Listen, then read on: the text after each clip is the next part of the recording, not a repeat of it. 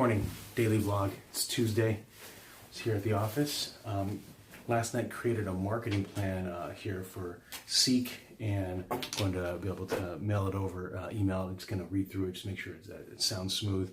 And so got here to the office, created a bunch of listing of different videos that I could create when it comes to talking to the employer. So I want to be able to make sure I get in my morning curls here. Hope you're all doing very well and having a great beginning part of your Tuesday. Okay. And again, trying to squeeze in your activity for me, so I exercise yet don't break a sweat. So there's a slight balance between rests between the sets.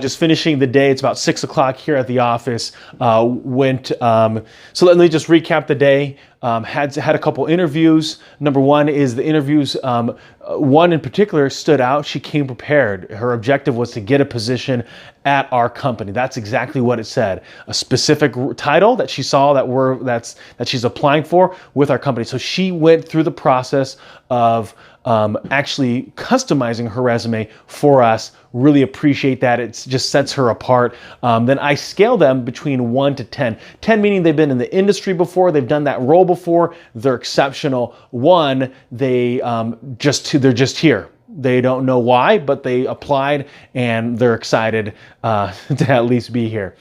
Then so I scaled her a 9 out of 10. The one difference would have been if she had experience specifically in our industry. And then she met with the manager and he gave her 7 out of 10. Again, for him, it was about experience. And so for between the two of us, the average is an 8. So we move forward, we send the assessments out, then we'll follow back up with her and see kind of where that process goes. And then from the perspective of interviews, it reminded me that when you do interview, it becomes extremely important to be very specific. So when someone asks you a question, think of a specific example, specific time where you actually dealt with someone. So for example, can you give me a time you dealt with an irate customer? Oh yes, I remember this person came in, they had ordered this coffee. We brought it out to them. They were upset because it was cold. They wanted it hotter than that. And so we apologized, gave them a cup of coffee and also a free gift card for a free coffee on us because we had made that mistake. We wanted to go above and beyond and satisfy them and add a little bit more to them. And so it's that kind of customer service that I want to bring to this company. So you're relating what you did and you have a very specific example in that regard. The next thing is that I met with a buddy of mine over lunch, and he was telling me about this program where you recognize those within an organization, a company, various veterans or companies that are pro-veteran. And so it was great to be able to chat with him. And I just read an article about veterans and being able to translate their skill set to the marketplace. And one of the downsides is that the peak of the military enrollment was 12.5 million in right after World War II on a population in the United States of only 140 million.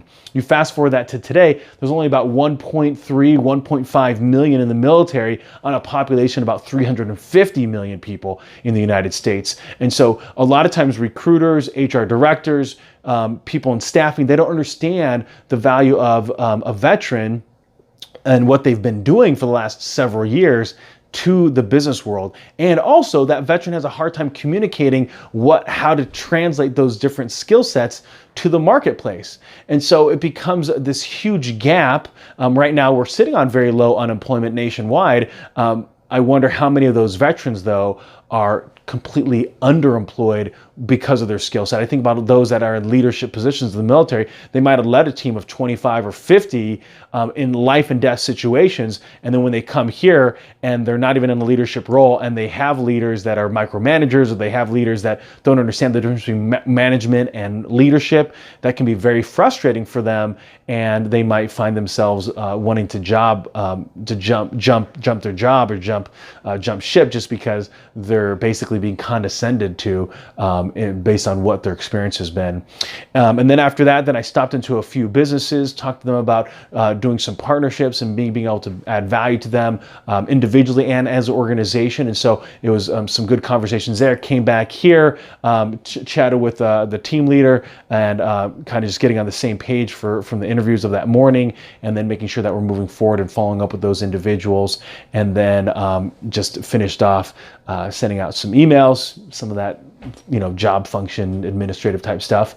And so now I'm going to create a bunch of videos here for my marketing plan, and super excited to be able to do that.